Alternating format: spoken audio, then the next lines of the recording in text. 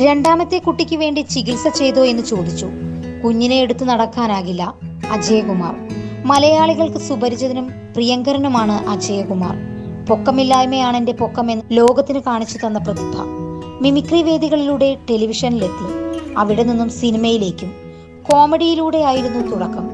പിന്നീട് നായകനായും വില്ലനായും കയ്യടി നേടി. അഭിനയത്തിൽ മാത്രമല്ല, സംവിധാനത്തിലും നിർമ്മാണത്തിലുമെല്ലാം അദ്ദേഹം സാന്നിധ്യം അറിയിച്ചിട്ടുണ്ട്. ഗിന്നസിലടക്കം ഇടം നേടി മലയാളികൾക്ക് അഭിമാനമായി മാറിയ താരമാണ് അദ്ദേഹം. മലയാളത്തിൽ മാത്രമല്ല, തമിഴിലടക്കം അഭിനയിച്ച് കയ്യടി നേടാനും അവാർഡുകൾ നേടാനും അദ്ദേഹത്തിന് സാധിച്ചിട്ടുണ്ട്. ഈ അടുത്താണ് അജയനും ഗായത്രിക്കും രണ്ടാമത്തെ കുഞ്ഞ് ജനിച്ചത്. മൂത്ത മകൾ ദീപ്ത കീർത്തി മലയാളികൾക്ക് സുപരിചിതയാണ്. ദ്വിജ കീർത്തി എന്നാണ് ദീപ്ത എന്ന് വിളിക്കുന്ന ദീപ്തയുടെ അനിയത്തിയുടെ പേര്. ഇപ്പോഴിതാ മക്കളെക്കുറിച്ച് സംസാരിക്കുകയാണ് അജയകുമാർ. വനിതയ്ക്ക് നൽകിയ അഭിമുഖത്തിലാണ് താരം മനസ്സ് തുറന്നത്. ദീത്തു കുഞ്ഞായിരുന്നപ്പോൾ പാവക്കുട്ടികളെയൊന്നും വേണ്ടായിരുന്നു.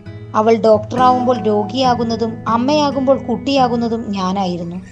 ജീവനുള്ള കളിപ്പാട്ടമായി അച്ഛൻ തന്നെ അരികിലുള്ള സ്ഥിതിക്ക് വേറെ കളിപ്പാട്ടം എന്തിനാണ്? ദീത്തു ഉണ്ടായ ശേഷം നല്ല ഗ്യാപ്പ് വന്നതുകൊണ്ട് അന്നത്തെ കളികളൊക്കെ മറന്നുപോയിരുന്നു. ഇപ്പോഴെല്ലാം പൊടി തട്ടിയെടുത്തുവെന്നാണ് അജയകുമാർ പറയുന്നത്. ഇത്രയും പ്രായവ്യത്യാസമുള്ളത് കൊണ്ട് രണ്ടാമത്തെ കുട്ടിക്ക് വേണ്ടി ചികിത്സ ചെയ്തോ എന്നെല്ലാം ആളുകൾ ചോദിച്ചു.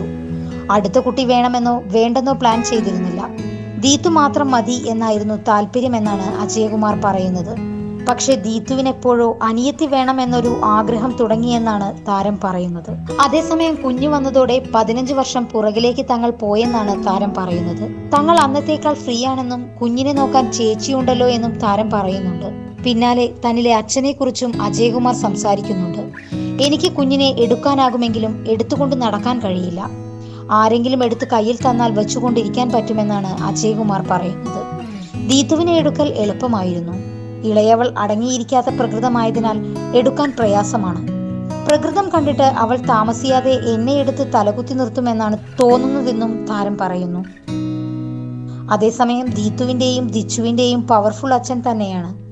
ഉത്തരവാദിത്തം കൃത്യമായി നിർവഹിക്കുകയും അഭിപ്രായങ്ങൾ ശക്തമായി പറയുകയും ചെയ്യുന്ന അച്ഛനാണ് താനെന്നും താരം വ്യക്തമാക്കുന്നു.